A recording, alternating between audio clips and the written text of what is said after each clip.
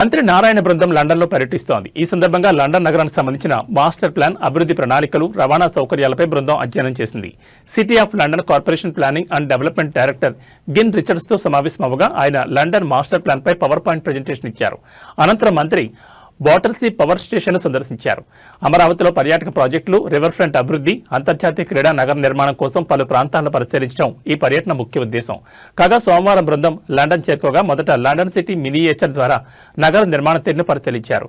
అదేవిధంగా batteries power station సందర్శించారు. దశాబ్ద కాలం పాటు విద్యుత్ ఉత్పత్తి చేసి మూతపడిన పవర్ స్టేషన్ ను ప్రపంచ ప్రసిద్ధ పర్యాటక కేంద్రంగా ఎలా అభివృద్ధి చేశారని అధికారులు అడిగి తెలుసుకున్నారు.